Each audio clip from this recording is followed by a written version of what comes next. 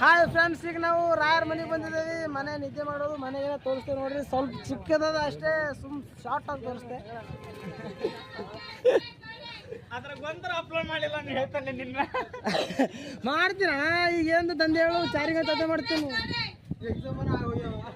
ಅವು ಆ್ಯಕ್ಚುಲಿ ಚೆನ್ನಾಗಿರೋದು. ಯಾವ್ದಣ್ಣ? ಅಪ್ಪಣ್ಣಾಚಾರ್ಯರ ಮನೆ. ಓ ಸಾರಿ, ನಂಗೆ ತಿಳಿದು ಪಟ್ಟವಾಗಿ ನಾನು ಹೇಳಿದೆ ಅಣ್ಣ. ಅಲ್ಲದ ಅಣ್ಣ ಪೂಜಾ ರಾಘವೇಂದ್ರ. ಇರ್ಲಿ ಇರ್ಲಿ, ಏಮಣ ಬಿಸಿಲಾಗಿ ನಿಮ್ಮ ಸಲ ಪ್ರಯತ್ನ ಪಡ ನೋಡಿ. ದೇವರು ಜನಗಳಂದ್ರೆ ದೇವರು ಅಣ್ಣ.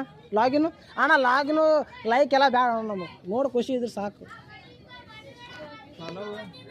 ಫಾಲೋವರ್ಸ್ ಎಲ್ಲ ತಾನೇ ಇರ್ತಾರೆ ಅಣ್ಣ, ಹೇಳೋದಲ್ಲದು. ಹಂಗಿದ್ರೆ ಎಲ್ಲರದ್ದು ಮೊಬೈಲ್ ತೊಗೊಂಡು ನಾವೇ ಹಾಕ್ಸ್ಬೇಕಾಗ್ತದೆ.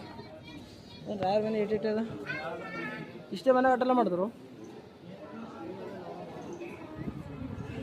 ಇಲ್ಲಿ ಮಲ್ಕೊಂಡಿದ್ದ ಸ್ಥಳ ಅಂತೆ. ಇಲ್ಲೆಲ್ಲ ರಾಯರ ಫೋಟೋಗಳು ಇಟ್ಟಾರ. ಫೋಟೋಗಳು ಇಲ್ಲೇನೋ ಒಳಗೇನೋ ತೋರ್ಸತ್ತಾರ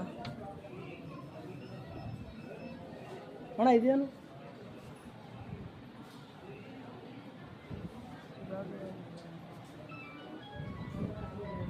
ಏನಾರು ಗೊತ್ತಿಲ್ಲ ಹೇಳ ಅಣ್ಣ, ನಂಗೂ ಗೊತ್ತಿಲ್ಲ.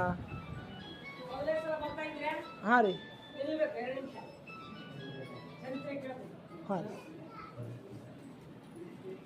ಇದು ಅಪ್ಪಣಾಚಾರ ಮನೆ. ಅಪ್ಪಣಾಚಾರ ಫೋನ್ ಮಾತಾಡ್ಬಾರ್ದು. ಅಪ್ಪಣಾಚಾರ್ಯ ರಾಘವೇಂದ್ರ ಸ್ವಾಮಿಗಳ ಶಿಷ್ಯರು, ಅಂತರಂಗದ ಶಿಷ್ಯರು.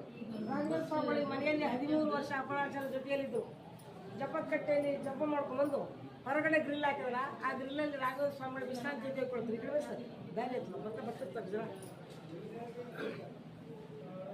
ಅಪ್ಪಣಾಚಾರ್ಯರು ರಾಘವೇಂದ್ರ ಸ್ವಾಮಿಗಳಿಗಿಂತ 2 ವರ್ಷ ದೊಡ್ಡವರು. ಕೈ ಒತ್ತೋದು, ಕಾಲು ಒತ್ತೋದು, ಬೀಸಣಿಕಿಂದ ಗಾಳಿ ಹಾಕೋದು, ಗುರುಗಳ ಸೇವೆ ಅಂತೇಳಿ ಪುಣ್ಯದ ಕೆಲಸ ಅಂತ ಪ್ರತಿದಿನ ಮಾಡ್ತಾ ಇದ್ರು. ಇದು ಅಪ್ಪಣಾಚಾರ್ಯ ಸ್ಥಾಪನೆ ಮಾಡಿದ ಪ್ರಾಣದೇವರ ವಿಗ್ರಹ.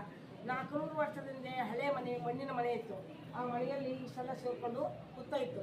ಹುತ್ತದಲ್ಲಿ ಒಂದು ಜೀವಂತ ಸರ್ಪವಾಸವಾಗಿತ್ತು. ಅದ್ರ ಹೆಸರು ಕೃಷ್ಣ ಸರ್ಪ ಅಂತೇಳಿ. ಅಪ್ಪಣಾಚಾರ್ಯರು ಪ್ರತಿದಿನ ಹನುಮಂದೇವ ಪೂಜೆ ಆದ ನಂತರ ಒಂದು ಬೆಳ್ಳಿ ತಂಗಲ್ಲ ಹಾಲನ್ನು ತುಂಬಿಕೊಂಡೋಗಿ ಹೊರಗಡೆ ನೈವೇದ್ಯಕ್ಕಂತ ಇಟ್ಕೊಂಡು ಕೊಡ್ತಾ ಇದ್ರು. ಸರ್ಪ ಅವರು ಕೊಟ್ಟಂತ ಹಾಲನ್ನು ಸರಿಯಾದ ಸಮಯ ಹೋಗಿ ಕುಡಿದು ಬರ್ತಾ ಇತ್ತು. ಅಪ್ಪಣ್ಣ ರಾಘವೇಂದ್ರ ಸ್ವಾಮಿಗಳು, ಅಪ್ಪಣ್ಣ ಈ ಸರ್ಪ ನಮಗೇನು ತೊಂದರೆ ಮಾಡ್ತಾ ಇಲ್ಲ, ಮುಂದೆ ಬರ್ತಕ್ಕಂಥ ಜನರಿಗೆ, ಹೆಣ್ಮಕ್ಳು, ಹುಡುಗರಿಗೆ ಆ ಸರ್ಪವನ್ನು ನೋಡಿ ಭಯಗಳಬಹುದು ಅಂತೇಳಿ ಕುಳಿತ ಸ್ಥಳದಲ್ಲಿ ಕೈ ಜೋಡಿಸ್ಕೊಂಡು ಭಕ್ತಿಯಿಂದ ದೇವರನ್ನು ಪ್ರಾರ್ಥನೆ ಮಾಡಿಕೊಂಡ್ರು.